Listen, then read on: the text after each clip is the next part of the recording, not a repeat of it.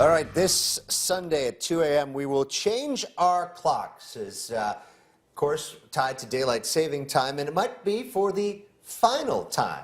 If the government conceivably has its way, a motion currently being investigated right now by that's been put forward by MLA Thomas Dang that could see the province scrap DST entirely in favor of a standard time throughout the year. Lori and Eric, yay or nay? Are we glad to see the potential demise of DST? I would be thrilled. Like falling back is like a second birthday, but springing ahead is the worst day of the year. On behalf of all people who aren't morning people, it has to happen. Like I will be so much happier in the spring if we don't have to spring ahead. And I can tell by like the double fist emphatic speaking that you're really behind that. Yeah, me and my people need this to happen. It's very important to us.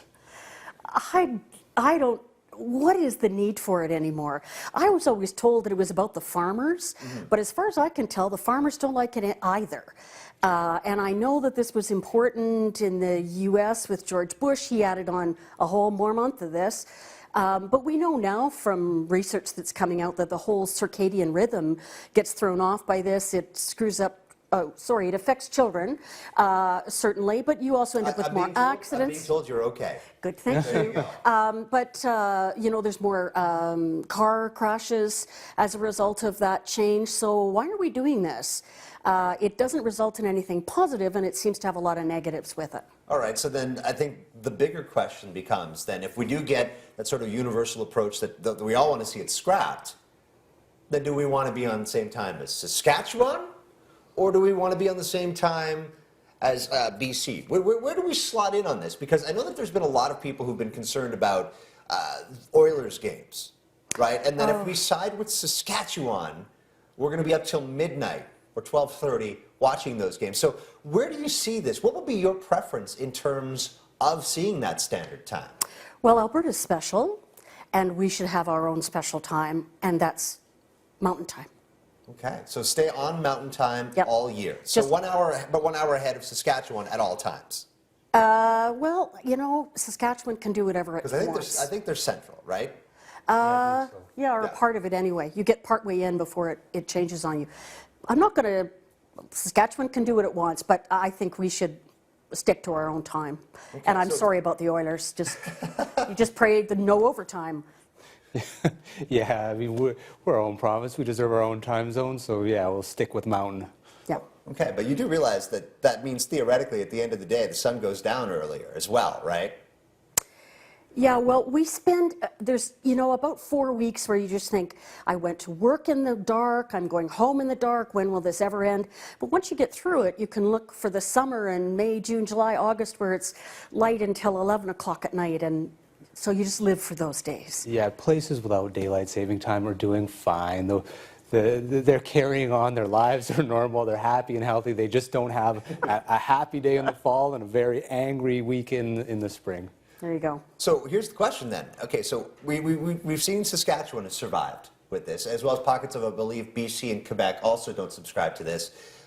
If we embrace it here, do you think that sets off maybe a chain reaction across the country? Because that's another concern people have too, is, you know, you'll be making a business meeting with someone in Toronto, and then that completely shifts the timing because it's no longer 2 hours ahead. It could be 3 hours difference. But that happens now. So do you think that's going to lead to a change across Canada? Do you think more provinces might begin to subscribe to this idea? Yeah, I think they will. And I mean, we were an hour different. Everybody cascaded an hour different with the daylight saving.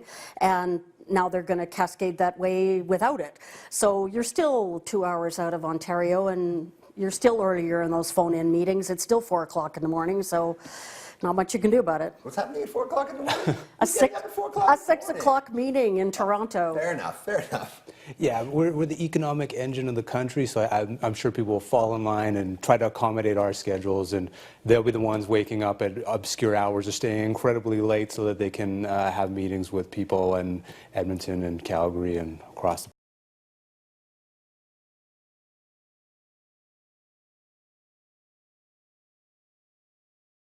change your life, if at all, if you got rid of DST? I know we're talking about the benefits. Would it have any impact whatsoever?